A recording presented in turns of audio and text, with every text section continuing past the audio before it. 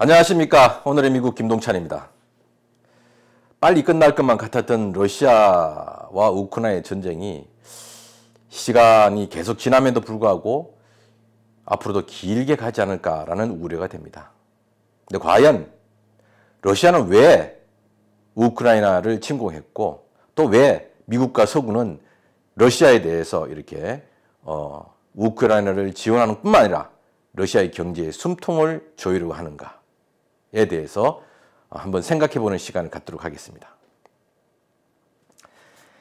러시아가 우크라이나를 침공하자마자 미국과 서구는 바로 고강도의 러시아 제재를 시작했습니다. 과거의 경우 러시아가 조지아와 크림반도를 침공했을 때와는 전혀 다른 서구와 미국의 행보를 보이고 있습니다. 물론 푸틴도 예상하지 못했을 것이라고 전문가들은 이야기하고 있습니다. 특히 러시아 은행들을 국제금융망, 그러니까 스위프트에서 차단하고 러시아산 원유와 천연가스 수출을 봉쇄하게 되는 경우 세계 물류망과 생산 차질로 인한 공급 문제의 심각한 상황이 예상이 될 텐데도 불구하고 왜 서구와 미국은 이렇게 러시아에 대해서 강력한 경제 봉쇄 정책을 취하고 있는가?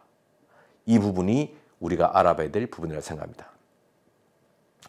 또한 이러한 심각한 상황들의 현상들은 인플레이션과 에너지 부족으로 유럽 자체가 걷잡을 수 없는 경제 혼란으로 갈 수 있고 미국마저도 지금 심각한 인플레이션에 대안을 찾지 못하고 있는데 미국과 서구는 이런 결정을 했습니다.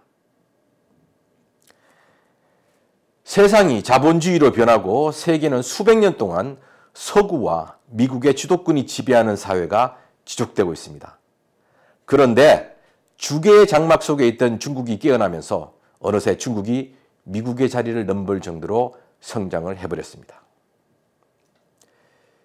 그런데 중국이 자본주의로 편입이 되면 공산주의를 버리고 민주주의 체제의 변환이 일어날 것이라고 서구는 생각을 했죠. 그런데 중국으로 귀속된 홍콩을 보면서 서구는 깜짝 놀랐습니다. 중국 공산당이 철저히 폐기 처분했던 공자를 끄집어내서 명분을 다한 공산주의 이념에 유학의 옷을 입히고 중국식 체제 발전이라는 중국몽을 내세우기 시작했습니다. 서구는 깜짝 놀랐습니다. 그러지 않아도 서구에 만연된 개인주의 폐해로 인해서 정치, 경제 및 사회 전반적인 혼란이 일어나고 있는 상황에서 중국 방식으로 급속한 성장을 하면서 미국에 도전을 하는 정도로 중국이 성장한 것은 여러 나라를 놀라게 했지만 문제는 만약에 중국이 미국을 대신해서 초인류 강국으로 부상한다 그러면 많은 나라들이 중국식 국가 체계로 가게 될 것이고 그렇게 되면 서구의 민주주의는 몰락을 할 것이라는 우려가 지금 미국과 서구에서 점증하고 있습니다. 사실 이런 이야기는 그동안 미국과 유럽의 백인 민족주의자들이 오래전부터 주장을 해왔습니다. 그 핵심 내용은 앞으로 100년 미국과 유럽의 백인들이 지구를 다스리기 위해서 가장 큰 걸림돌인 중국의 아킬레스건을 끊어야 한다는 것입니다. 그러면서 과도한 서구의 개인주의 폐해를 극복하고 백인의 정체성을 세우기 위해서 미국과 유럽이 세상을 선도할 새로운 이념을 내세워야 한다. 이것을 오랫동안 주장했습니다. 그리고 그 예로서 러시아 정교에 기반한 러시아의 유라시아주의를 벤치마킹해야 된다고 주장했습니다. 그 새로운 미국의 이념을 개발하고 선도하고 있는 것이 바로 미국의 남부 바이블 벨트 라인입니다. 특히 극과 극이었던 개신교와 유대교가 만나서 1980년대부터 이스라엘의 랍비들과 바이블 벨트의 기독교 원리주의는 두 종교의 교집합으로 미국과 서구의 이념을 만들어내고자 노력하고 있습니다. 그러면서 트럼프의 책사 스티브 배넌을 중심으로 하는 대한우파, 말로는 대한우파지만 내용은 백인 민족주의죠.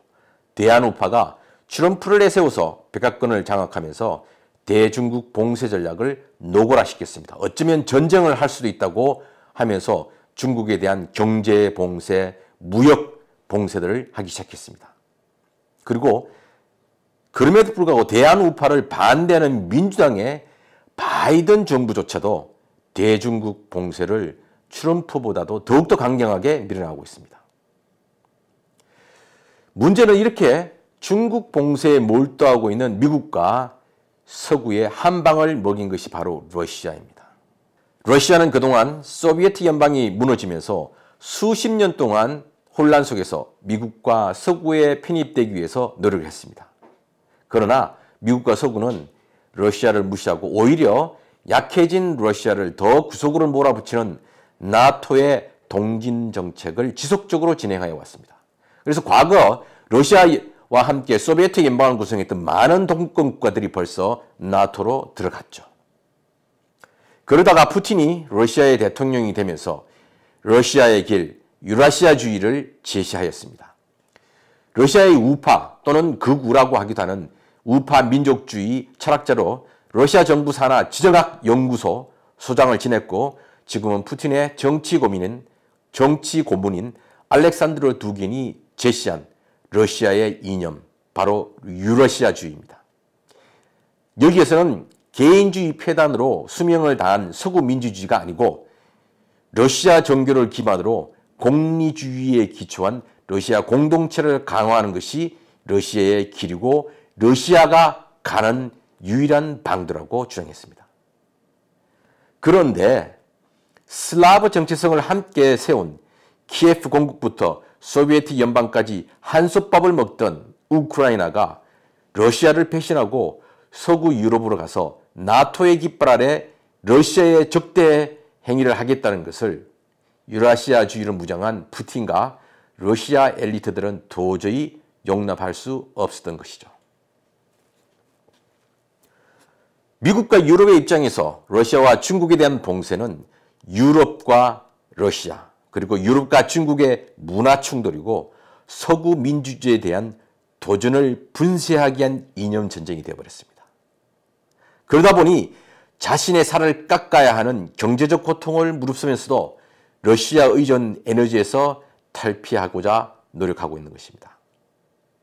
그러나 전쟁이 장기화되면 지금껏 미국과 나토를 중심으로 똘똘 뭉쳤던 유럽이 얼마나 오래 지속될지 알 수가 없습니다.